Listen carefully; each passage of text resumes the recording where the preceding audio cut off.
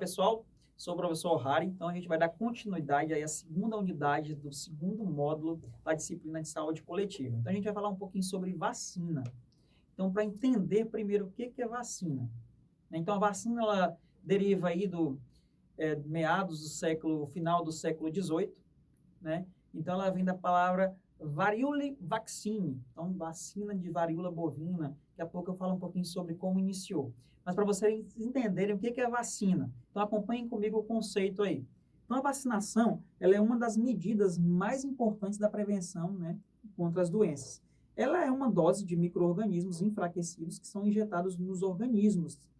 E esses micróbios, eles vão estimular o corpo a se defender contra micro-organismos que são vírus ou bactérias que vão provocar doenças. Então, ela é uma preparação biológica, que pode ser através de micro-organismos enfraquecidos, partículas desses vírus, ou toxinas, ou até mesmo proteínas que fazem parte da sua constituição, para que possam, então, estimular o nosso sistema imunológico à produção de anticorpos e à prevenção, então, de determinadas doenças, certo? Continuando aí, como conservar uma vacina? Então, a temperatura ideal é entre 2 e 8 graus Celsius. Então, as vacinas inativadas, que são de vírus morto, elas são mais sensíveis a baixas temperaturas. Se congeladas, elas podem perder sua eficácia e elas causam, então, nódulos, dor no local da aplicação. Já as vacinas atenuadas, que são de vírus vivo, elas são mais sensíveis a temperaturas mais elevadas, ou seja, no momento que a temperatura aí ultrapassa os 8 graus Celsius, elas podem matar o vírus. Então, todas as caixas e refrigeradores que armazenam essas vacinas, elas devem ter um termômetro que deve informar, em momento real, a temperatura máxima e a mínima na qual estão sendo armazenadas as vacinas, certo? Então, nós temos algumas vacinas no nosso calendário nacional de vacinação. Então, de acordo aí com os diversos agravos que nós temos, certo? Então, para vocês entender um pouquinho sobre a história de uma vacina, então lá por volta de 1796, né, um botânico, boticário, um cirurgião Jenner, ele conseguiu observar através de seus estudos que pessoas que tratavam, as ordenhadoras de vacas, que tratavam aí dessas vacas, elas não contraíam a varíola. E a varíola era um agravo em saúde que estava aí assolando o mundo na época. Então, eles perceberam que pessoas que tinham contato com vacas, que tinham aí a varíola bovina, não desenvolviam formas graves da doença ou até mesmo não contraíam. Então, o que ele fez? Ele pegou aí o raspado, né, de purulento de uma dessas ordenhadoras e ele inoculou em uma criança. E ele percebeu que essa criança não contraiu varíola. E daí, então, iniciou-se os processos de estudo para a criação dessas vacinas. Então, atualmente, hoje, nós temos diversas vacinas que foram criadas aí através desses micro-organismos que eu falei para vocês. Ou uma partícula desse micro-organismo, ou bactéria, ou até mesmo ele, de certa forma, enfraquecido ou atenuado, certo? Então, nós temos vacinas como a BCG, por exemplo. Então, acompanha aí. A BCG ela vai proteger contra a tuberculose. Então, ela tem uma dose única de 0,1 ml e ela deve ser aplicada de forma intradérmica no músculo deltoide. Então, ela deve ser administrada nas primeiras 12 horas após o nascimento. Quem deve tomar essa vacina? Então, crianças ao nascer, pessoas com vírus da imunodeficiência adquirida e pessoas que tiveram contato aí com pessoas que são portadores de hanseníase. Crianças que receberam a vacina 6 meses ou mais, nas quais está ausente a cicatriz vacinal. Contraindicação. Então, crianças com peso inferior a 2 quilos e infecções dermatológicas extensas. Então, essa vacina BCG é aquela que fica aquela pequena cicatriz no braço. Geralmente, crianças de 6 meses que não têm essa cicatriz, eles têm que ser vacinados posteriormente, certo? Dando continuidade aí, acompanhem comigo. A próxima vacina é a hepatite B. Então, na criança, deve ser administrada nas primeiras 24 horas após o nascimento. Se após 30 dias do nascimento a criança não tomar a vacina, a mesma tomará a penta, porque ela já vai abranger outras doenças também. Então, gestantes e adultos também podem tomar essa vacina. Então, ela é por via intramuscular, né? Ela pode ser feita no vasto lateral da coxa em crianças, ou até mesmo no músculo deltoide em adultos. Então, ela varia bastante, de meio ml até os 19 anos e 1 ml após os 19. Então, ela é uma vacina que pode ser aplicada simultaneamente com outras vacinas. Continuando aí, nós temos a pentavalente. Então, a pentavalente ela vai proteger contra hepatite, difteria, tétano, coqueluche, meningite. Então, ela é administrada em 3 doses. Né? Crianças que vão tomar essas doses são crianças a partir de 2 meses. Ela é dividida em primeira dose aos 2 meses, a segunda aos 4 meses e o reforço aos 6 meses. Essa vacina ela é contraindicada para crianças a partir de 7 anos porque elas já passaram da idade vacinal e da faixa etária adequada para essa vacinação. Né? A administração é por via intramuscular, meio ml no vaso lateral da coxa. Então, aqui nós devemos considerar um intervalo mínimo de 30 dias entre essas doses. Apenas para essas crianças que estão acima de 6 meses de idade. Continuando, nós temos a VIP. A VIP ela é a vacina que vai proteger contra paralisia infantil. Ela é administrada em 2 doses, né, aos 2 e aos 4 meses de idade, e a terceira dose já é administrada a VOP, que já é por via oral. Né? Então, a VIP ela é por via intramuscular, meio ml no vaso lateral da coxa. O intervalo mínimo entre as doses pode ser de 30 dias em situação de risco. Então, o esquema deve ser completo aí aos 6 meses de idade. Então, nos casos em que houver a interrupção da vacinação, ela vai prosseguir a dose, né, que o indivíduo irá receber quando se deu aí a descontinuação. A próxima vacina é a VOP. Ela protege contra paralisia infantil e ela é a terceira dose, no caso, depois da VIP. Ele é administrado em 1 dose aos 6 meses de idade e um reforço aos 15 meses e aos 4 anos. Então, ela é por via oral e apenas 2 gotas. Existe uma informação importante que deve-se repetir a dose das 2 gotinhas quando a criança vomitar, cuspir ou regurgitar.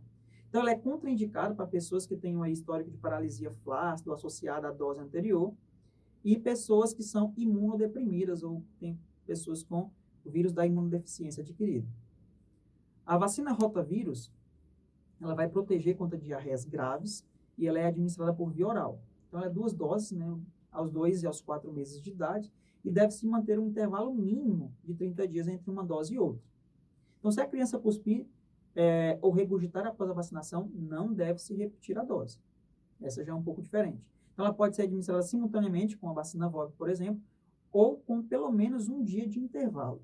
Ela é simplesmente contraindicada a pessoas que são imunodeprimidas ou que têm aí uma imunodepressão severa ou má formação congênita do trato gastrointestinal.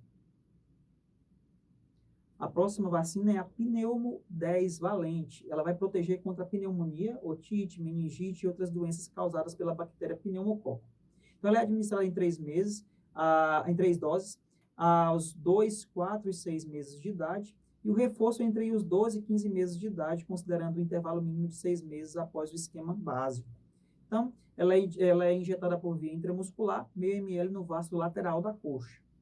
Então, crianças entre 12 e 23 meses de idade que não tenham tomado a vacina devem se administrar apenas uma dose única, por ser administrada simultaneamente ou com qualquer intervalo em outras vacinas do calendário, porém em locais diferentes. A meningocócica, ela protege contra meningite, pneumonia, artrite, uretrite e outras doenças causadas pela bactéria Neisseria meningitidis. Ela é administrada em 2 doses. Aos 3 e aos 5 meses de idade e o reforço entre os 2 e os 15 meses. Ela é por via intramuscular, meio ml no vaso lateral da coxa. Então, aqui, crianças que iniciam o esquema vacinal após os 5 meses de idade, considerar o intervalo mínimo de 30 dias entre as doses e administrar o reforço com um intervalo de 60 dias após a última dose. Crianças entre 12 e 23 meses de idade, sem ter tomado a vacina antes de administrar a dose única. E pode ser administrada também simultaneamente com outras vacinas, porém em locais diferentes. A próxima vacina é a vacina da febre amarela. Ela protege contra a febre amarela, obviamente, e a primeira dose é administrada aos 9 meses de idade, um reforço a cada 10 anos. Essa vacina ela é por via subcutânea em apenas meio ml. Lembrando que ela é contraindicada, né, a gestantes e mulheres que estejam amamentando e pessoas com mais de 60 anos de idade que nunca receberam a vacina, crianças menores de 6 meses, exceto em situação de surto de doença, e não administrar simultaneamente com vacina tríplice viral, por exemplo, a tetra. Tem que estabelecer no mínimo um intervalo de 30 dias para que não haja relação aí, ou reação entre as vacinas. A próxima vacina é a tríplice viral. Ela protege contra sarampo, cachumba e rubéola. Ela deve ser administrada a primeira dose aos 12 meses de idade, com tríplice viral, e a segunda dose aos 15 meses com a vacina tetraviral. Ela também é por via subcutânea e meio ml. Ela é contraindicada para gestantes, mulheres em idade fértil, que devem evitar gravidez aí até um mês após a vacinação, e ela não deve ser administrada simultaneamente com a vacina da febre amarela. Essa vacina ela tem outra característica específica, que após a diluição ela tem apenas uma duração de 8 horas.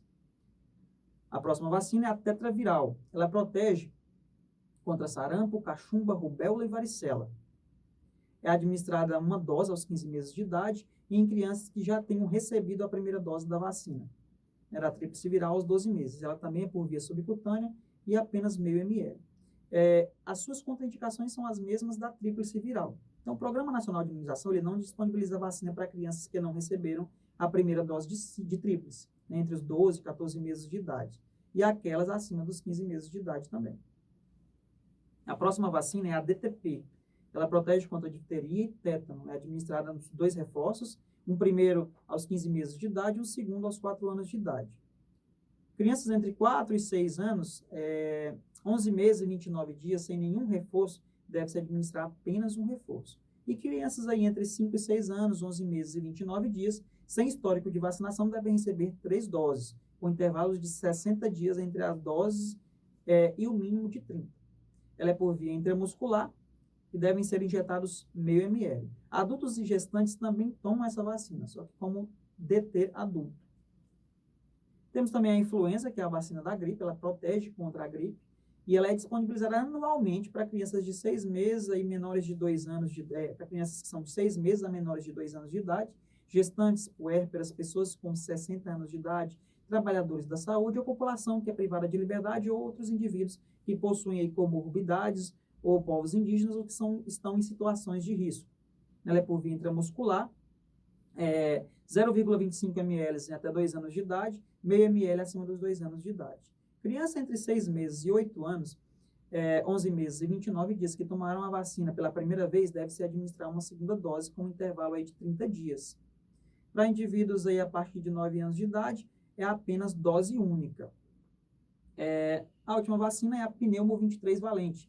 Ela vai proteger contra a pneumonia e ela é administrada uma dose durante a campanha nacional de influenza, geralmente em indivíduos de 60 anos, né, as pessoas acamadas não vacinadas que vivem em instituições de asilo, hospitais, casas de repouso, e deve ser administrado um reforço a cada 5 anos. Geralmente essas vacinas, elas podem determinar ou elas podem levar a algumas reações. Então, às vezes, endurecimento do local, às vezes vermelhidão, às vezes as pessoas têm algumas reações, por exemplo, deve-se ter perguntado sempre quando vai haver uma campanha de vacinação ou quando vai se vacinar um indivíduo, se ela é gestante, ver as implicações, ver a questão das contraindicações, se ela tem alergias, por exemplo, à proteína do ovo. Isso pode, muitas das vacinas são produzidas dentro aí, em laboratório, in vitro, em proteína do ovo, então pessoas que têm alergia para essa proteína podem desenvolver algumas reações, certo? Então, nisso a gente encerra esse segundo módulo, essa segunda unidade do segundo módulo. Espero que vocês assistam os vídeos aí e até a próxima.